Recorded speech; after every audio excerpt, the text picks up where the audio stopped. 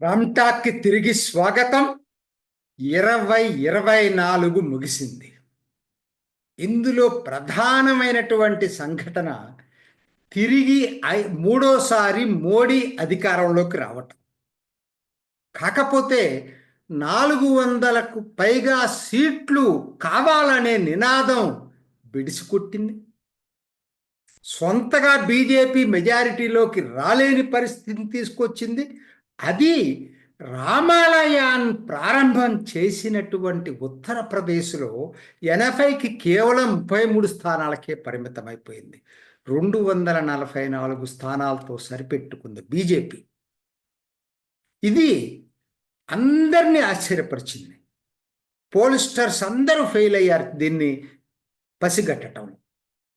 కాకపోతే ఒకే ఒక్క సంఘటన మోడీని తిరిగి మూడోసారి అధికారం నిలబెట్టింది. అది ఆంధ్రాలో జరిగినటువంటి ఘటన. ఎటువంటి బలము లేనటువంటి ఆంధ్రాలో ఎన్డీఏ మంచి గణనీయమైనటువంటి స్థానాలు ఎన్డీఏ కూటమికి ఇవ్వటంతో తిరిగి మోడీ అధికారంలోకి రావటం మార్గం సుగమమైపోయింది. దీనికి ప్రధాన పాత్రధారి సూత్రధారి ఎవరన్నా ఉన్నారు అంటే అది పవన్ కళ్యాణ్. అందరూ ఒప్పుకోవాల్సిందే.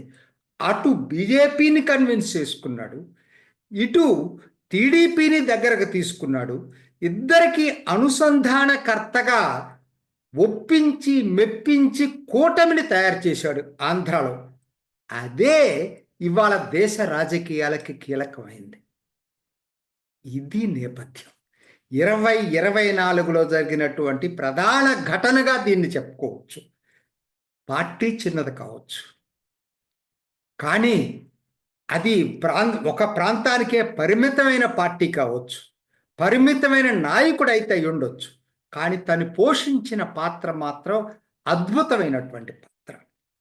ఆ తర్వాత మీ అందరికి తెలుసు, ప్రభుత్వంలో భాగస్వామ్యం కావటం, ఆంధ్రాలో 21 సీట్లు వాళ్ళ పార్టీ గెలవటం, ప్రభుత్వంలో భాగస్వామి కావటం, ఉప ముఖ్యమంత్రిగా పదవి చేపట్టడం కూడా మొట్టమొదటిసారి పవన్ కళ్యాణ్ చేశాడు.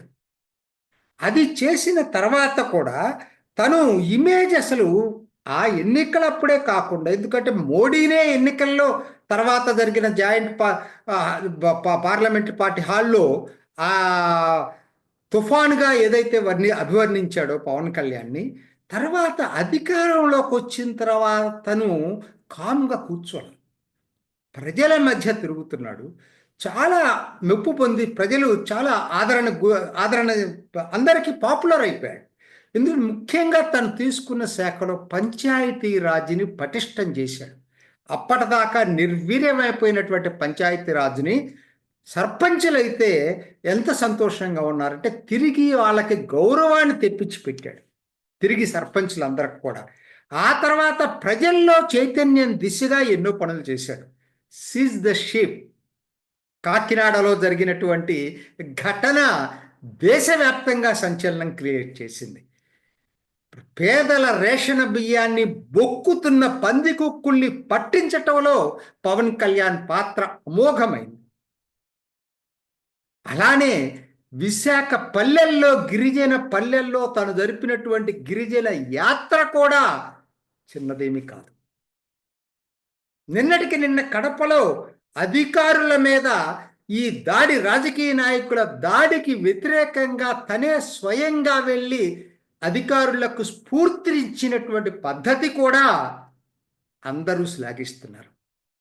వీటితో పాటు అన్నిటికన్నా ఆయనకి దేశవ్యాప్త స్టార్గా తీసుకొచ్చినటువంటి పేరు ఏదన్నా ఉందంటే అది సనాతన ధర్మంపై తను తీసుకున్నటువంటి ఓ ఉద్యమం.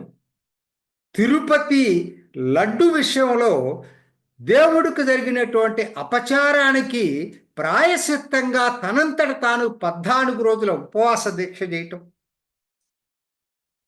వారాహి డిక్లరేషన్ని ప్రకటించటం, తిరుపతిలో సనాతన బోర్డు కావాలనే నినాదాన్ని ఎక్కించుకోవటం, ఇవి ఆయన దేశవ్యాప్తంగా ఒక స్టారుగా, రాజకీయ నాయకుల్లో ఒక స్టారుగా ముందుకు తీసుకొచ్చాయి. ఇవన్నీ ఏంటంటే పవన్ కళ్యాణ్ని 2024 2023 వరకు పవన్ కళ్యాణ్ది ప్రాంతీయ స్థాయి, 2024లో ఒక్కసారి జాతీయ స్థాయిలోకి వెళ్ళిపోయాడు. 2023 వరకు విఫల నాయకుడు, 2024లో అత్యంత కీలక రాజకీయ నాయకుడిగా ఎదిగాడు.